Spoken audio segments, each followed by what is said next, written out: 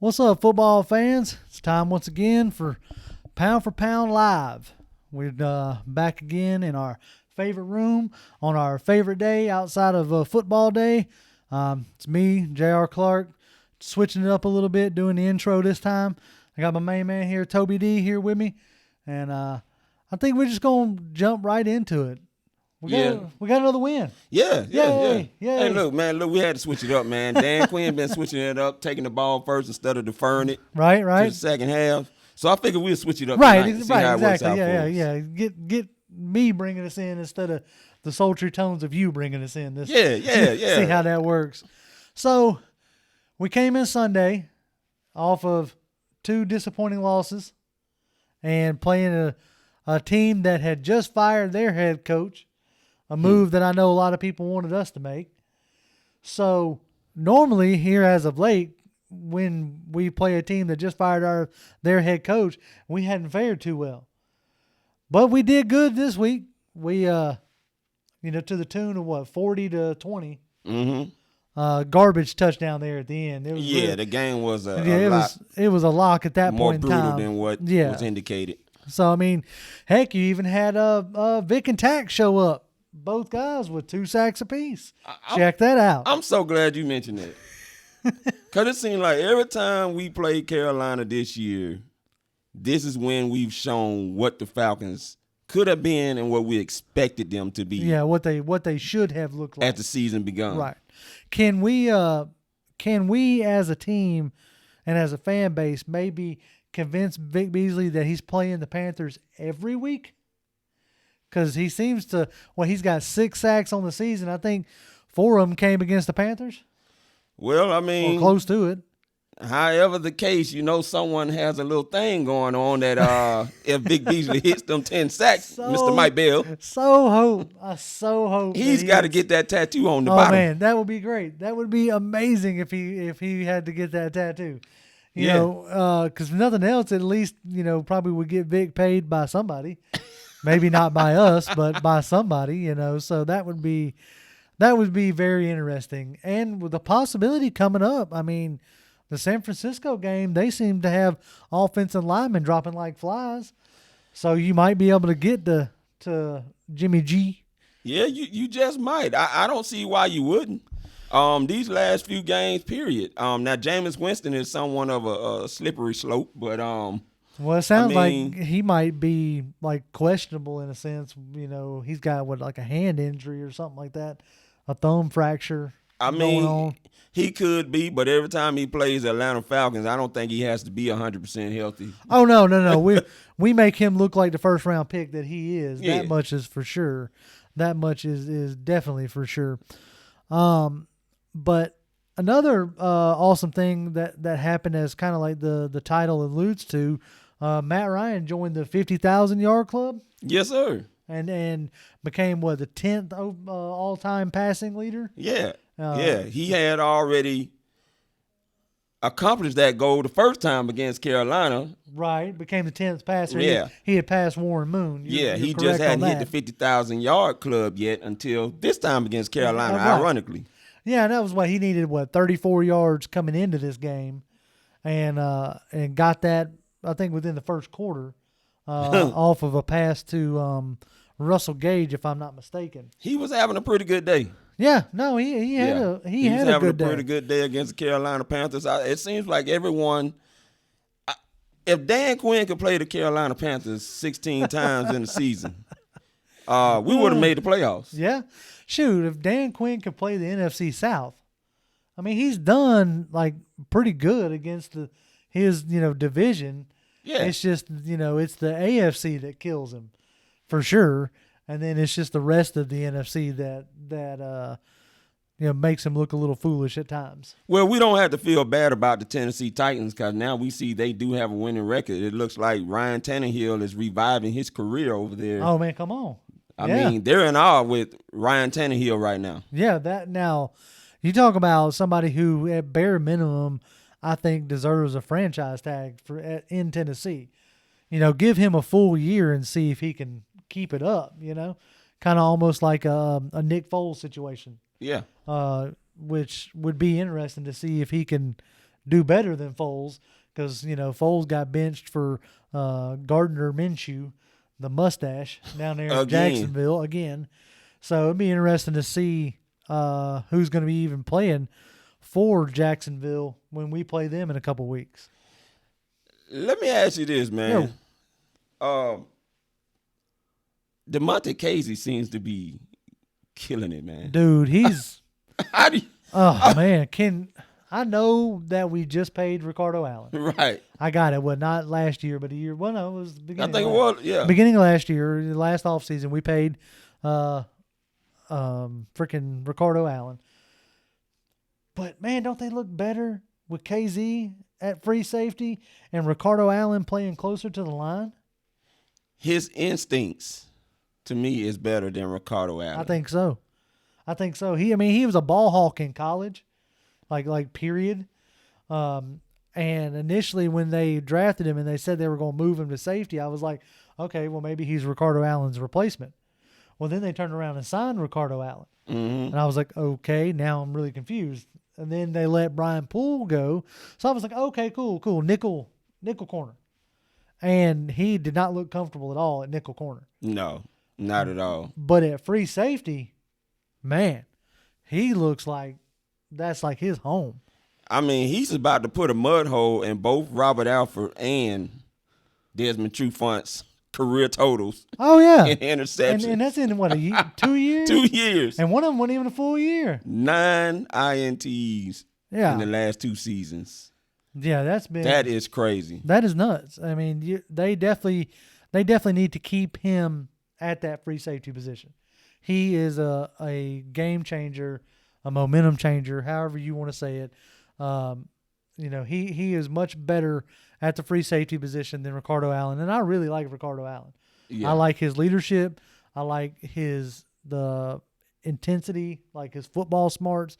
That's why I think he's better at the line of scrimmage. Yeah, and or closer to the line of scrimmage. Yeah. Than he is necessarily playing that deep safety role. Yeah, and many fans have pointed that out on my timeline on Twitter, how much they feel more comfortable with him playing closer to the line of scrimmage than, from the free safety spot. And I will have to tend to agree with that. Oh, yeah, no doubt.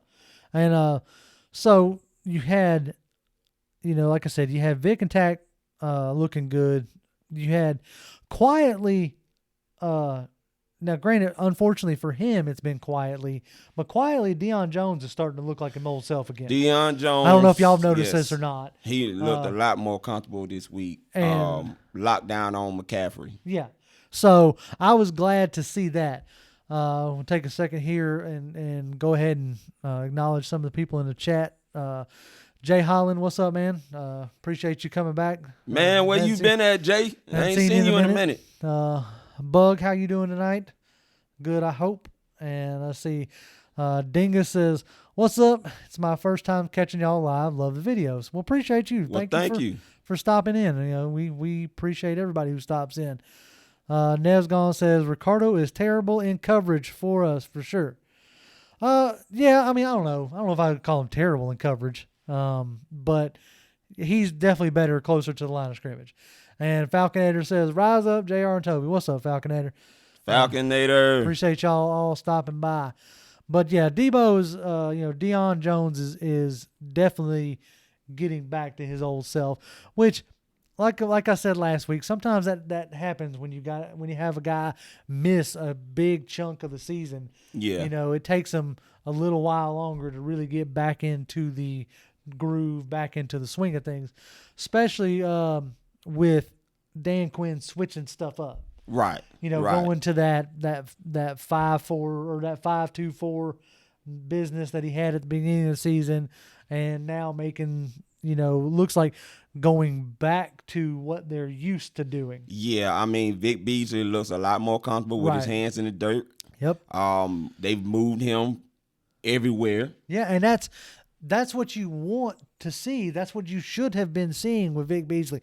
Vic Beasley is never going to set the edge. He's not that kind of rusher. He's not your, Tack McKinley, 250 plus, edge setting rusher. He's a chess piece. Yeah. You want him coming from everywhere, every different angle, you know? And so I'm glad to see them starting,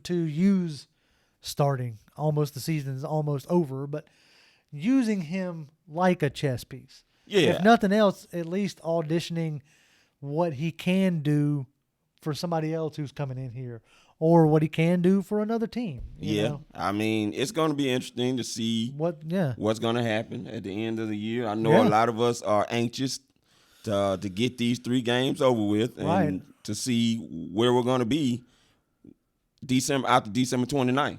Right. The last game against Tampa in their house. Yeah, it's going to be interesting. As of right now, and we won't spend too much time on this unless we just get off on a tangent, but I don't see where anything has changed. I think we're going to have a whole new staff in here next year. So, I mean, that's my opinions on that. There hasn't, outside of the 2 games back from the bye, which the first Carolina game isn't looking nearly as good as it did when it happened. You know, you're not really seeing a ton of improvement, you know, from this defense. And, you know, that's squarely on Quinn's shoulders. Well, I'll tell you what, it's going to be interesting to see how this defense looks against a familiar foe in Kyle Shanahan.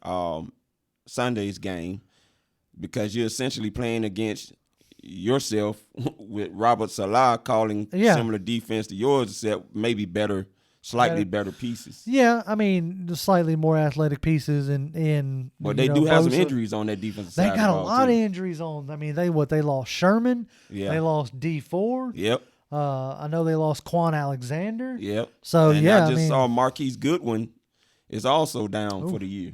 Yeah. So yeah, that's going to be. But how much of a revenge game is that going to be for Coleman? Well, now that would be the biggest factor. Right, because I mean, that's the team that drafted you that basically said they didn't want you. Yeah. Nobody else really clamored to get you, and you end up signing a short-term deal with San Francisco. Yeah, and I'm glad you mentioned something about Coleman, because now I'm going back to the other guy who took Coleman's job, Devontae Freeman. Right. Devontae actually looked like his old self in this game. He? Now, let's bring that up for a second to kind of go along with the rest of my title here with despite the bad O-line play. How about Linstrom coming back looking good? Yep. Gono looking good. Yep. And them kind of like platooning that right guard position. If Gono doesn't get hurt in the preseason, he's actually making some bones about getting some playing time. Yeah. Yeah. And I'm curious to, and also, I mean, granted, like I said, again, it was against Carolina. I'll be interested to see what happens against San Francisco. But Schweitzer didn't look too bad at left guard. No, he had a few little, penalty issues going on in this game. But he looked like you would expect him to look. I mean, he's serviceable. Right. You don't want him there long term. You don't want him there day in and day out, game in and game out. But how about having what I see that tweet was $54 million on the inactive list. Ooh, on Sunday. 54, I think it was 54. Chad, y'all correct me if I'm wrong, but that's a lot sitting on the bench. $54 million sitting on the inactive list. If that ain't a condemnation on TD's head, I don't know what else is. I don't know what else could be. I just wonder what Arthur Blank, if any of you guys could read lips well, I just wonder what Arthur Blank was telling Thomas Dimitrov when they had put the camera off over there for a split second. He was probably telling him, "Did you put your house up for sale? You renting, right? You didn't renew that lease, did you?" Because that's what I'd have been telling him. Oh, wow. That's what I'd have been telling him. Joe Houston says, "Rise up from Cali." Hey, man, appreciate y'all. Oh, man, Cali in the house. Yeah, I said my brother lives out in Cali. He lives out near Oakland, I believe. Yeah, so. I was going back and forth to Rancho Cucamonga around about March and April. Rancho who? The south side of California. Got you. Okay. B Strong says, "What do you think about Mike McCarthy would bring in for an offensive coordinator?" Mike McCarthy, right? Yeah, I would think so, but I think he will have another. I know nobody wants to hear this. Oh. Nobody wants me probably to bring up Ben McAdoo or Joe Philbin's name, but I do think they would be somewhere in there because of the experience that they bring. Right. And Arthur Blank seems to be maybe jonesing for experience. In love with experience. Yeah, I think that might be the tune coming into this offseason. Let's see. Falcons, Hawks, Braves, fans extraordinaire. That name changes every week. I love it. It's awesome. All right. It says that was DQ being boneheaded again by putting KZ at nickel corner in the first place. He had the league leading in the prior year at free safety. Possible. I mean, it was interesting enough in that because when you drafted him, he played corner in college. Right. Then you drafted him and said he was going to play safety. Mm-hmm. And then you let after his league leading interceptions, you figured you had to get him on the field somewhere. Right. And I think that's where the nickel corner thing came in. I don't know if it was necessarily like stubbornness or boneheadedness, but I think it was more of him just trying to get him on the field. Well, there were some players you had anticipated to step up right. in their second year, Isaiah Oliver being one of them. Exactly. And that didn't quite happen the way that they'd like. And then you lost Keanu Neal. Yeah, pretty early on again. You had to do something some different moves there. Right. Let's see. Nez Be Gone says, love the podcast, man. I swear, through thick and thin, we love our Falcons. Yes, that is correct. Regardless of the win or lose, we are still Falcons every day. You know, we are still Falcon fans, regardless. Falconator says, Mike McCarthy for Falcons head coach next season, hopefully.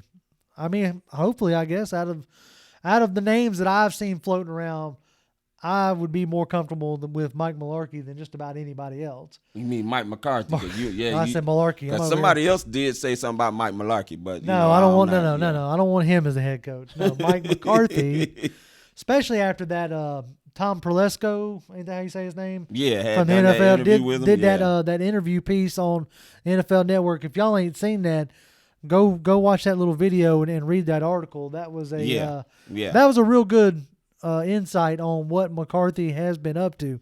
I wonder how much McCarthy paid him to do that, because that was like a McCarthy ad. That was like a 5-minute come hire me ad kind of deal. McCarthy's getting ready to coach for somebody, guys. He will be. He will be coaching. You went and hired 6 members to your staff. Of course, this already had been reported a couple of months ago, and I think tweeted this out about that. And he's been studying film all the way since back in his days at New Orleans when Aaron Brooks was the quarterback there. Right. So he's been doing a lot of research and studying, getting up on the trends in the NFL. This guy is hungry, and he's going to come in with a chip on his shoulder, something I think so. Much needed, especially the way for the Atlanta Falcons. Especially the way it ended for him in Green Bay. And it still leaves a salty taste in his mouth. Oh yeah, big time. Yeah. You could tell that in that interview.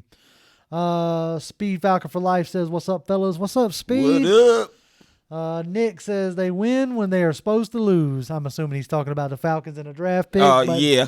And hey, look, as I said a couple weeks ago when we beat New Orleans and then followed up by beating Carolina, I'd much rather talk about a win than a loss, regardless. Well, I'm gonna tell y'all right now, since y'all already throwing out a draft pick, I'm in the Derrick Brown sweepstakes right now. Is that what you're going to win? Okay. Yeah, I want Derrick Brown from Auburn. I got you. Yeah, Mr. number 5 there. Yeah, you pair him up next to Grady. Yeah, yes, sir. That'd be real nice. Yes, real nice. I wouldn't complain about that.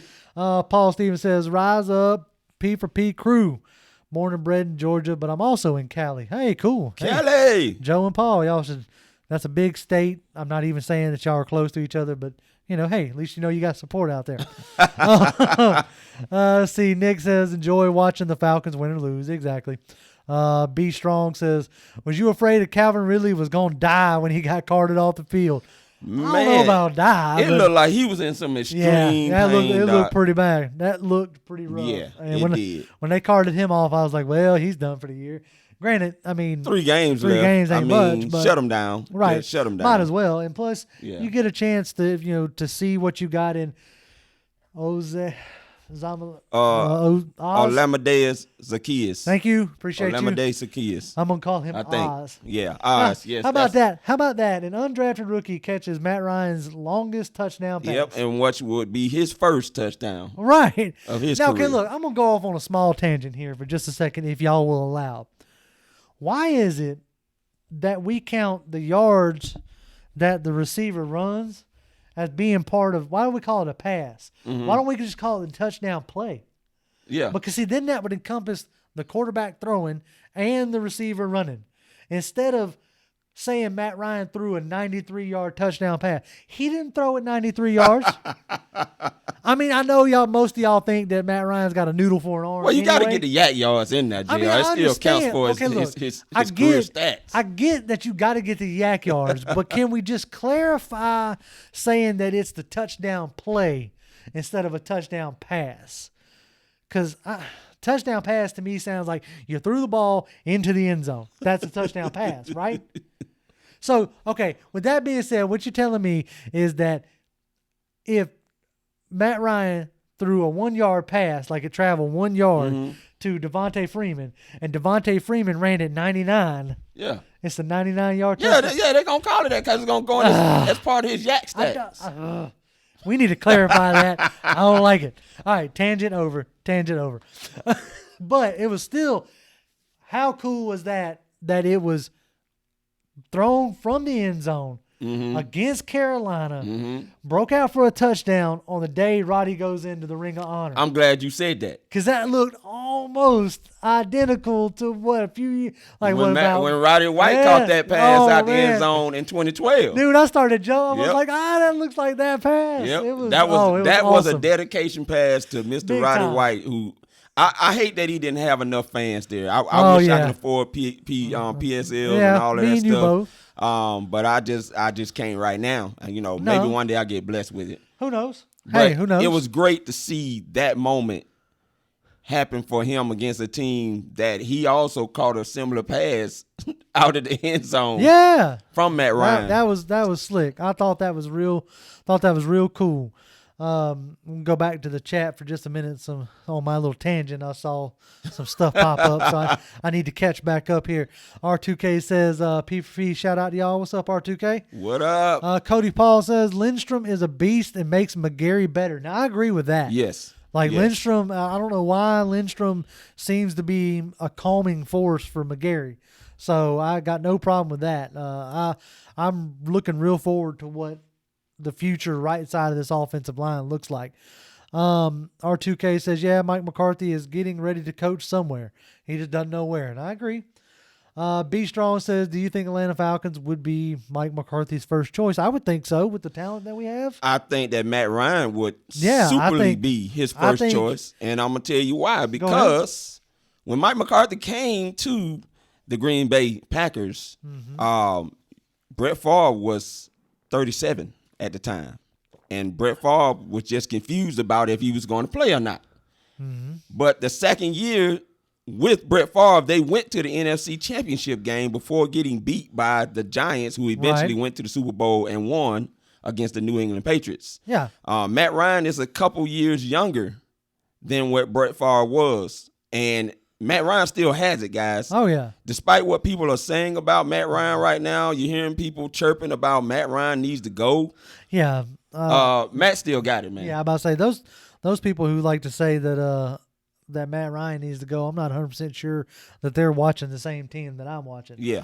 But, I digress there. I mean, Matt Ryan, I think, is still very much between Matt Ryan and Julio Jones is a very, attractive, place for an offensive-minded head coach. Yes. And then, you got, Grady Jarrett and Debo on the other side being, attractive, young pieces for a defensive-minded head coach. So I think this is and what I'm getting at is I think this is, an attractive spot as any is there as of any in the NFL. Yeah, in my opinion. I mean, there's only 32 of these jobs available at any given time, but I still think Atlanta's up there. This is not a rebuild. No, it's a retooling, and any coach that comes here is going to love it because they have the pieces here. Yep. Okay, and Mike McCarthy talks about purchasing a house. He uses that as one of his philosophies. He would definitely be making a purchase here. I think so. Let's get back into the chat. Let's see here. Y'all are coming with some real good points tonight. Appreciate that. Let's see. B Strong. No, we already did that one. Okay. Star Killer 50 says, rise up in Corpus Christi, Texas. What if we hired from within? Would you trust Raheem Morris to put together a competent coaching staff? No. No? No. Okay. All right. The reason why I let you answer, because I didn't necessarily have an opinion one way or the other. Now I will tell you this much. All right. I do like Raheem Morris, but to me, like I said again, he's another one of those T-shirt type of rah-rah guys. Okay. And I'm not looking forward to that. Not looking for a T-shirt guy. No. Dan Quinn has done enough for that for us. Now, what I will say is this. Okay.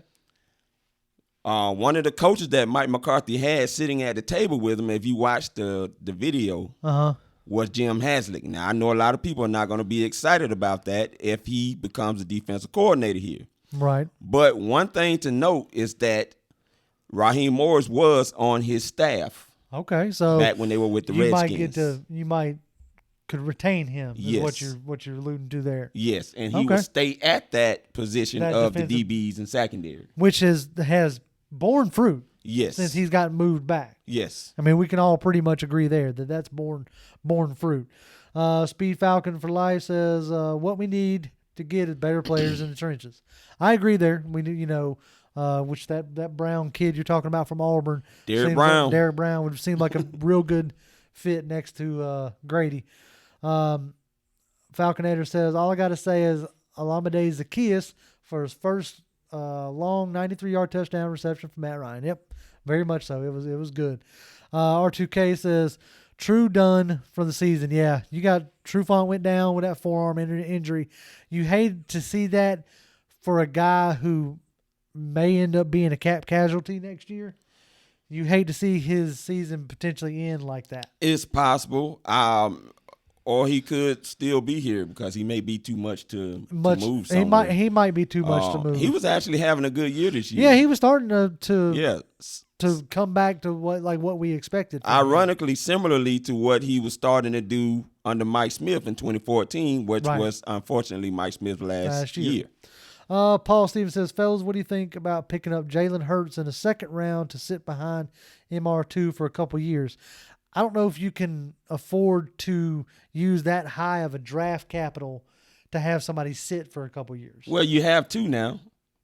You got two second round picks. I didn't think about that. Muhammad Okay, Sanu. yeah. Okay, now look, in that framing, if we don't use that second one to move up for like a Chase Young or a Derek Brown or whatever, then maybe I wouldn't mind picking up a QB to have like a legitimate backup and a potential legitimate either trade piece or push for Matt Ryan. I think this is the time that Matt Ryan needs to have. We need to draft someone behind Matt Ryan that's not old. I think we need to start. Yes. Yeah, I think we need to start that train. I would agree there. Let's see. Cody Paul said it was a hell of a throw. The 93-yard. He was talking about my rant there. It was a hell of a throw. It was a good throw. I'll give him that. Paul says we'd possibly get another playmaker and another threat. Yeah. Okay, let's see. Star Killer was agreeing with me there. He says, I don't like the way NFL gives an offensive yardage credit for penalties drawn by the other team's defense. Yeah, okay. Like pass interference, I think is what he's talking about there. Like if you say you get a pass interference, you get those yards. Yeah, that's odd. I agree with you. Let's see. Falconator says, what happens if the 49ers overlook and lay an egg against the Falcons? What happens is, they lay an egg. I still don't think, even if we win out, I don't think it changes much, in my opinion, or it shouldn't change much on whatever whatever Blank's going to do. Yeah. I don't think these last 3-4 games should make much of a difference. Marty Young, what's up, Marty? Says Matt Ryan and Julio are the most competitive players on the field. I agree there. Anthony Wright says, what's happening pound for pound? And Falcon Nation. What's up, Anthony? Linstrom is a beast and does make McGarry better. I have been telling this channel and Mad Mike Sports about Olamide Zaccheaus. Yes, you have been mentioning Olamide. I'm going to get that name right. Hey, man, it's a lot. It's a lot to digest. It's a mouthful. Yeah. Star Killer says, ever notice how Ryan haters can never name a replacement. Yeah, or they start naming like people that don't make no sense at all. You know, a lot of them are stuck on quarterbacks that ain't played in years. And speaking about Matt Ryan, man, I think it's time. I think this is befitting to go ahead and get on into the Matt Ryan situation. All right, what you got? Hit me. Lay it on me. He been getting the hell knocked out of him all season this season. Man. You saw the one time when Matt Gono was trying to help him get up. Yeah. And he just basically like, I got it. I get up on my own. I'm about to say I'm used to this. I might as well. I mean, he done been hit over 100 times. He's what would we say? Sacked 41 times, according to NFL.com. Yeah, according to NFL.com, he's sacked 41 times. That's 3 sacks off of his most sacked season. Yeah, in 2013. Yeah, when the offensive line was absolutely putrid. Got sacked 44 times. So with season. 3 games left, if he gets sacked one more time each game, he's going to tie that. Yeah, he's going to tie it. And you got to face Bosa. Yeah. You got to face Shaquille Barrett, who is playing out of his mind in Tampa Bay. Calais Campbell. Yeah. In the last 3 games. Mm-hmm. I'm pretty sure he's going to get sacked at least 3 more times. At least 3 more times. If not more than that. Yeah. So you're looking at possibly having his most sacked season. Yeah. Yep. After he could actually shatter 44 sacks this season. After Thomas Dimitroff, they got reported that he promised to fix the O-line. Put $80 million into it. Had $54 million sitting on the bench on Sunday. Wow. $54 million of it sitting on the bench. Now, I think Carpenter was in concussion protocol, I believe, if I'm not mistaken. I mean, he's y'all correct me if I'm wrong issues there. So, Carpenter might not necessarily be his fault, but Jamon Brown was benched. Yeah. Ty Sombrello was benched. Like, why you gave Ty Sombrello that kind of money to begin with is beyond me. I don't think you had to beat anybody to signing Ty Sombrello or Sombrero. That should be all the more reason why Thomas Dimitroff's job should not be saved. No. When Mike Smith got fired and they kept Dimitroff, everybody was wanting Dimitroff gone. And I was like, you know what? I felt like Dimitroff got the players that Mike Smith wanted. Mm-hmm. What I felt like there towards the end, Mike Smith lost his identity of what he wanted. Yep. So I was willing to give Dimitroff a pass. Yeah. I'm not willing to give Dimitroff a pass anymore. No, not with $80 million invested in an O-line that is about to give up probably Matt Ryan's most sacked career. Yeah. Of his career, that is. So, yeah, I am definitely not willing to let that pass. Yeah, I just feel so bad for Matt. Every time he gets hit like that, I feel so bad for him. And then people just dumping on him even more, talking about he needs to be gone and this and that. But me and you looked at his completion percentage. Yeah, we went I'm back. I'm going to let you talk about that. Yeah, we went back and looked at that because I was like, you know what, maybe we're looking through rose-colored glasses. Maybe Matt Ryan, because I'll be the first one to admit right here, right now, that Matt Ryan is the only quarterback that I've ever rooted for. I've been on record saying that I started following the Falcons in 2008. Mm-hmm. It just happened to be the year Matt Ryan got drafted. So sometimes I feel like maybe I'm too close in a sense, like he's my quarterback, So we sat here and was like, okay, let's look at this and see are we, tilting this one way or the other. Mm-hmm. But from Jump Street, he's only had one season, that's in 2009, where he was under 60% completion rating. Yep. For all those people who wanted Cam Newton here, I don't think he's had but one season over 60% completion rating. Yeah. I mean, Matt Ryan has been nothing but the model of consistency his whole career.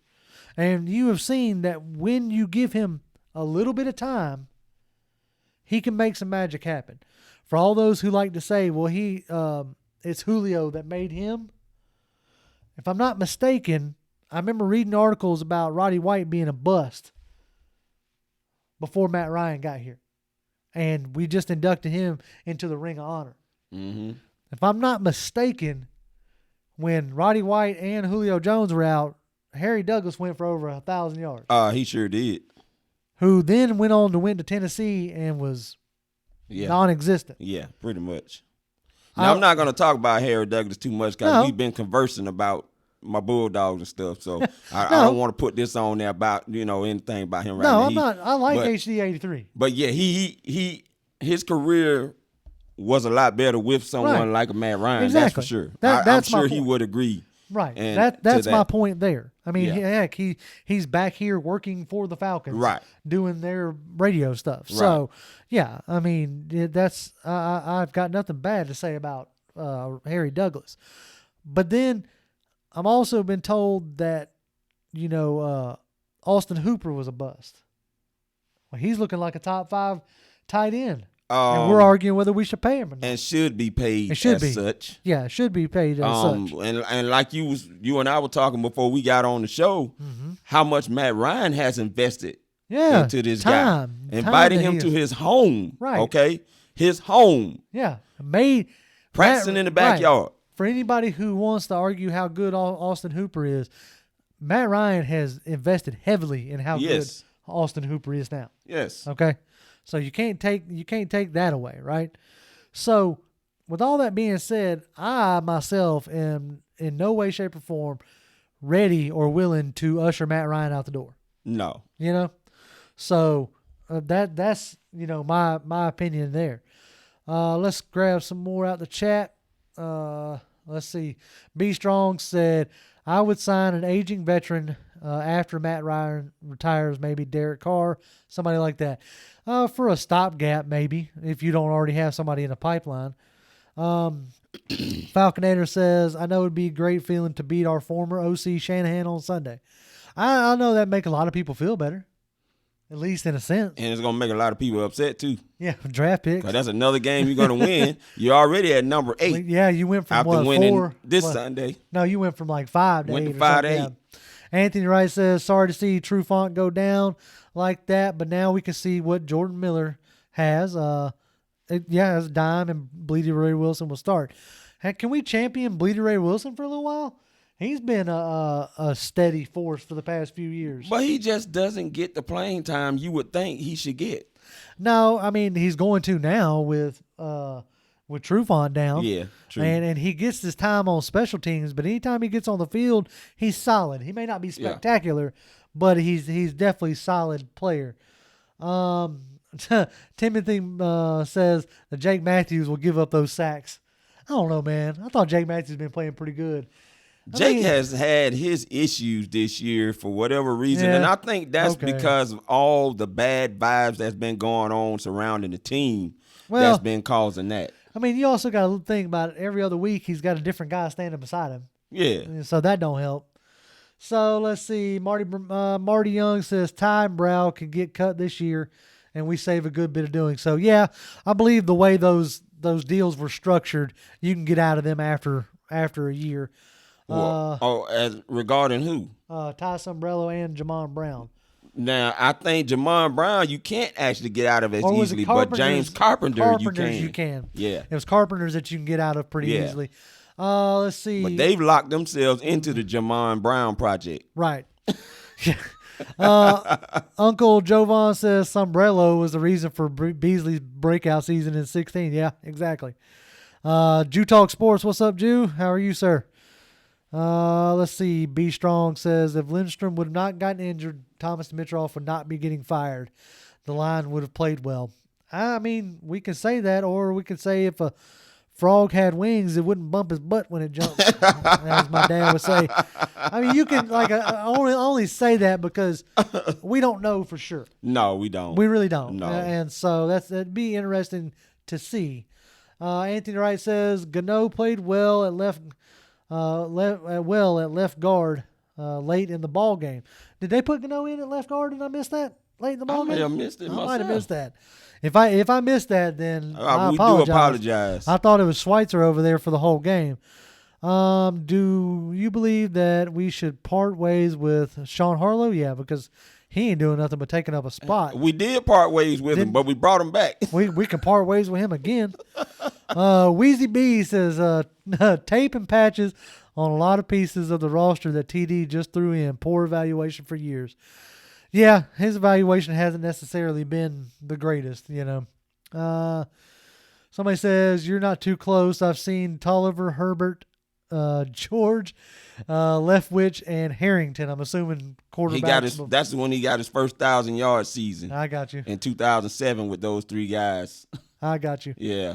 Let's see. Somebody says, don't sleep on Ben Kirk. Ben Kirk did look pretty good in the preseason. It's just going to be interesting to see if he's coming back. Right, and how he comes back off that injury or whatever. Let's see. Let's see. It says, I want to build a boat because your next cruise will be in a river of Saints fans. January tears. Oh, Lord. I hope so. I ain't going to lie. Right now, the only thing that's giving me hope is like some catastrophic failure in a playoff game with the Saints again. Boy, let me tell you, there was nothing that made me feel so much better when the San Francisco 49ers was able to outlast New Orleans. That was great. 48-46. That's a lot of points. Wasn't nobody playing defense in that one. No. Defense said, we're not even going to show up. We're just going to sit on the sideline and watch our offensive play. Marty Young says, hoop hands have definitely gotten 10 times better since 2017. That's that work that him and Matt Ryan have been putting in. You know, he comes across as sometimes aloof a little bit because of his Cali attitude, you know. But no, he's a good player, and I'm glad we got him. CJ Tyler says, do you guys like Lincoln Riley? In college, I like Lincoln Riley. I am not a person that is convinced that a college coach can make a jump. I don't think that Arthur Blank is going that direction. I think experience is going to be the key. I think so. Especially with what you and I both was hearing about, there could be a lot of retreads in 2020. Marvin Lewis being one of the names to look out for, possibly for the Carolina Panthers. Possibly. Let's see. Jake Matthews used to be a stud. What happened? I say it's the turnstile next to him is what's affecting Jake Matthews. Star Killer says, can we go ahead and sign Young Ho Koo? I am cuckoo for his kicks. I'm a cuckoo for his play. I'll give him that. His kicks can make me cuckoo sometimes, but I mean, he recovered on that fumble. He recovered his own kickoff. I mean, you got to give him something for that. After a week after 3 onside kicks. So, you know. Talk about the special teams. Dude. Ben Cutwicker could end up staying on his staff if Dan Quinn is gone. He has done a real good job. Yes. He has done a much better job. I mean, and I wouldn't mind signing Kenyon Barner and letting him be our punt. And I think you would get him on a great cheap deal. Oh, yeah. I don't see anybody beating the door down to get him. So, yeah. Let's see. Cody Paul says, get a legitimate left guard and Matthews will be fine. I agree with that. I mean, you saw, you know, what he had in 2016 with, what was it, Levitri over there? Yeah, Andy Levitri. I mean, it's solid. Levitri wasn't spectacular, but he was solid. Right. So, that means Jake Matthews could concentrate on doing what Jake Matthews needs to do. You know, because Jake Matthews coming out of college was never like going to be your spectacular athlete, but he was a technician. But you know what I'm saying? Like, for you to take craft. Him as high as you took him, you was hoping he would be. Well, look. You took him at 6. Yeah, but St. Louis took Greg Robertson at 4. Well, yeah. Who's still in the league? Well, yeah. Both of them are, but one of them is starting more. That's what I'm saying. You know, no, I am happy with, like, look, Jake Matthews ain't great, I guess. He isn't all pro, but I think he's better than average, in my opinion. But, you know, everybody's got their own opinions. See, Anthony Wright says, Vic Beasley has 2 sacks, 2 forced fumbles on those 2 sacks. Yep. We have to keep Vic, in my opinion. Those from what I've witnessed, Dwight Freeney had a lot to do with Beasley's 2016. Look, I'm willing to keep Vic.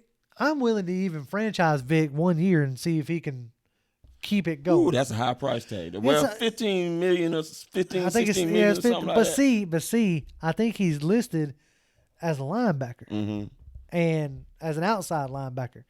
So you might be able to franchise him as an outside linebacker versus a D end. Yeah. Which is a cheaper franchise tag. I think it's only like $14 million.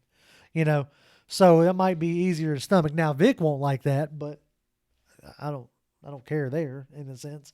But I mean, I'd be interested to see if he could do it again. Look at us talking about possibly keeping Vic Beasley. Look, I've always thought about possibly keeping Vic Beasley. I didn't think it was going to be possible, you know. But we'll see. This team just has us. This team, I can't speak for you, but this team just has me doggone confused. Dude. One minute is this, one minute is that.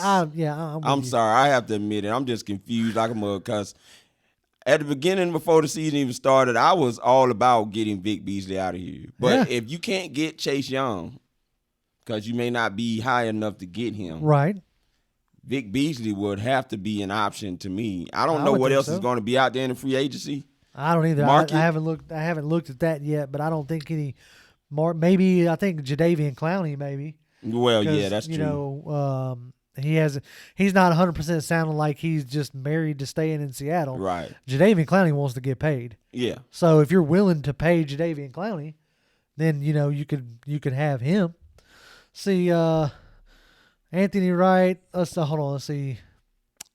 Timothy McAuliffe says Sean Payton's interview after the game was to die for.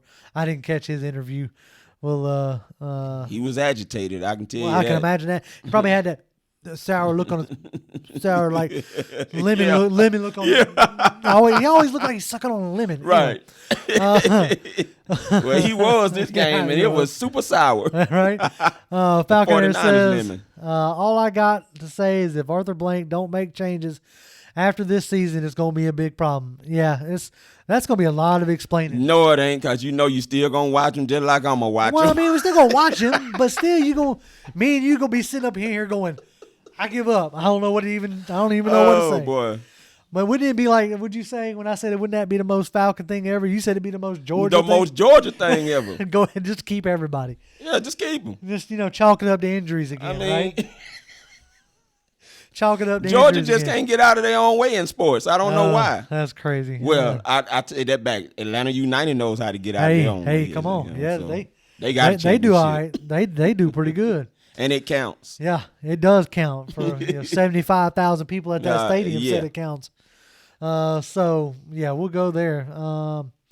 Anthony Wright says we need to bring in an offense head coach and in the flip side, a very, very good defensive coordinator. Again, I just want the best that I can get my hands on. Yeah. Okay. Point blank, if it's the offensive minded coach, defensive minded coach, special teams minded coach, I don't care. I'm just looking for a change, guys. Yeah. Listen, I don't know if you guys know this or not. I'm sure many of you do because you're into the Falcons heavily like me and JR.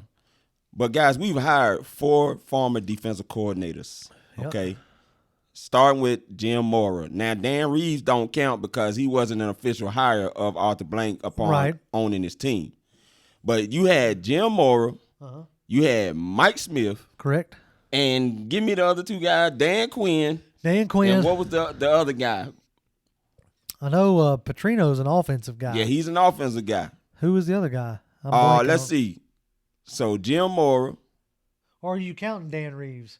Mike Smith.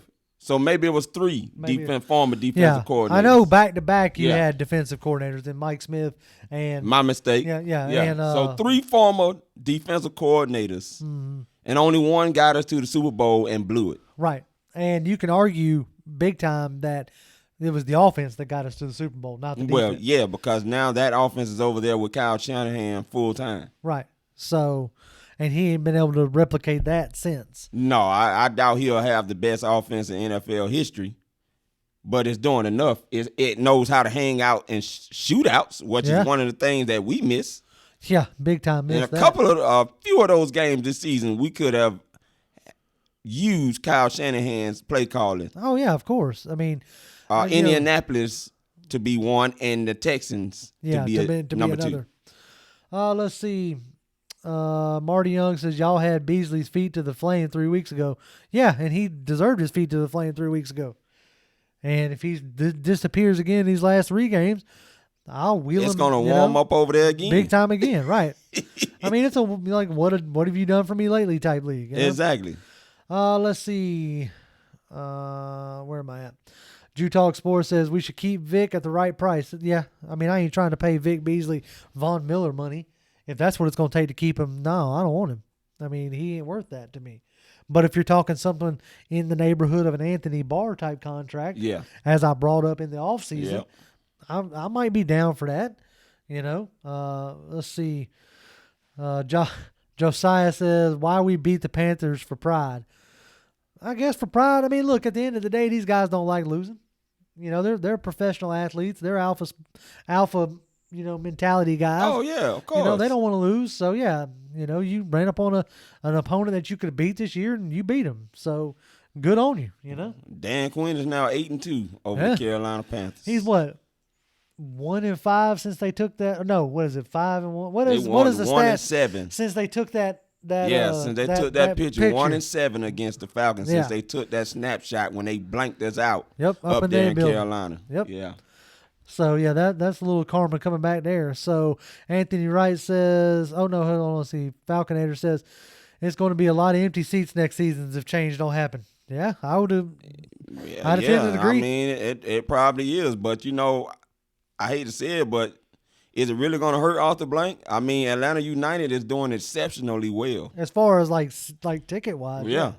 Yeah, I mean, granted, those tickets ain't going for the same prices. No, but not the same price. You're going to sell, I mean, with the PSLs, you're selling those tickets to vendors and companies anyway. Yeah. You're not necessarily selling those. I mean, that's why me and you sit on the sideline because we are at the house. Because we can't afford the PSL. I'll stay in front of my 16-inch screen and watch it. My high definition 4K, with my snacks. My cooking. Right. I'll stay there. But let's see. Anthony Wright says Geno Atkins and Carlos just signed long-term deals. Yeah. So I think somebody mentioned that about going to get them. Let's see. Jew Talk Sports says we must draft a running mate for Grady Jarrett. See, I thought we drafted one with Deidre Sanat, but I guess not.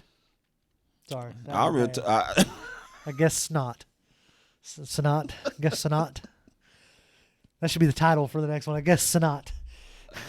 Well, y'all already know Derrick Brown is on my list. Yeah, so right. Okay. I basically knocked Chase Young out. Yeah. Timothy says Grady Jarrett, John Kaminsky, and Derrick Brown. That'd be nice. Woo. That'd be nice. That's a dream defensive line there, man. R2K says Vic needs to be more productive. He doesn't deserve to be re-signed. That argument can be made. That he doesn't deserve. Oh, yeah, it most definitely can. But as of right now, I mean, the man got 6 sacks. Yeah, he's leading the team. Albeit 4 of them, I believe, like you were saying, Carolina, because he loves the Carolina Panthers for whatever reason. We just need to put Carolina jerseys on everybody. It seemed like when Dan Quinn programmed the team after getting beat basically 38-0 in Carolina, he forgot to add the other 16 teams the other 14 teams you have to play. Excuse me. I mean, I'm just saying because he did a great job. Oh, yeah. Reprogramming the team after getting drubbed by the Carolina Panthers in 2015. And since then, that's the only team he can beat. 8-2. Wow. 8-2 against the Carolina Panthers since you started here. They've only beaten you twice. They've he done a pretty good job about continuously handling Tampa Bay up until Bruce Arians. You know what? He was 5-3 against them, and now he's 5-4, and he could be 5-5 by the end of this year. By the end of this year, yep. Because he's 5-5 against New Orleans now. Right, true. Which that's a little bit better than Mike Smith was against New Orleans. Yeah, a lot. I'll give him that. A lot. Let's see. Speed Falcon says, I still want redemption from the Super Bowl loss. It still hurts my soul. I'm right there with you, dude. It hurts my soul. Every time I see a bad 28-3 joke, I'm like, the heck with y'all. But yeah, it still stings a little bit. Anthony Wright says, you're right, Toby D, but why did we scrap Shanahan's playbook? The one play that we didn't run anymore from the offense is the swing pass to our backs. That was like an automatic first down. The reason why you ended up having to scrap it because Shanahan was the one who could call it. He's the one that, in a way, like had the flow. Like, okay, I'm gonna make a bad analogy and let's see how this lands. You've produced music. Yeah. How easy is it to produce somebody else or sing somebody else's song? It's not always easy. Sometimes it just don't flow. You know what I'm saying? Yeah, you're right. Now, although I feel like I should have gotten paid for as many albums I helped sell on some of the people, that I sung songs of. But that's just me. But what I'm saying is sometimes your flow don't match. Yeah. And I think Shanahan he has an interesting way to set up a game and to call plays in the first quarter that's going to show back up in the fourth quarter. I mean, we saw that against New Orleans Saints. Exactly. I mean, he's always held plays in his back pocket for times to hang out in the shootout. Right. Falconer says, because the fans don't want what Arthur Blank is selling, which is disappointment on the field. I think he was referring to the PSLs. Nobody buying the PSLs. I agree. I mean, as far as football is concerned, no, they're not willing to pay to watch a bad team. That's just all there is to it. Let's see. Josiah says, exactly, Star Killer and Saints fans love to whine about their little baby missed calls. Most entitled team in all of football. Between them and the Patriots and the Cowboys, but yeah, I'd agree with you. No, what they're nervous about now is they may have to go on the road after that divisional game that they play at home. Yeah. Yeah, they probably are going to have to go on the road. Yeah. I mean, did you see the 49ers parade that went down Bourbon Street? Yeah, sure did. I wonder, I mean, dang, that was something. That was some bold stuff. Man, come on. Come on with it. Let's see. Marty Young says, playbooks are one thing, timing is everything. Exactly. That's kind of the point I was making. Yeah, you may have the plays, but if you don't have a feel for when they should be called, then, you're going to look like Shanahan. Not Shanahan, Sarkisian. Yeah. Which granted, I would have liked to have kept Sarkisian for one more year myself and led to see if he could have figured this stuff out. Because, he had good games last year. Yeah, albeit they were against the lower tier teams, but he was figuring it out and it was clicking. I would like to have seen him one more year myself. But so up next, we go out west, out to San Francisco to meet the aforementioned Shanahan, whose defense just gave up 46 points and lost key members. Yes. So that's I don't know. I mean, that could be interesting. Yeah, that could be a win-win for us. And we'll get to really see if our defense is up for a challenge. I mean, they did okay against the Saints on Thursday night. I think they're going to be itching to play this game. I think so. I think it's going to be kind of like a redemption game. Yeah, if they don't win anything else, I think this defense, in my mind, is going to be totally itching to get in this game against Shanahan. Exactly. And Falconator, I agree. The Saints are the worst crybabies in the league. They got a rule change that ain't helped nobody out this year. But because they cried so daggum much, they changed the rule, which was stupid. So, anywho, well, I think we were bumping up on the hour mark, which is when we tend to try to shut this thing down. Yes, sir. We appreciate all y'all that have stopped by and stuck with us. We thank y'all very much. You can find this audio in audio form on Spotify, iTunes, Google Play, so on and so forth. Most any place that you can get a podcast, you can find this in podcast form tomorrow or Thursday.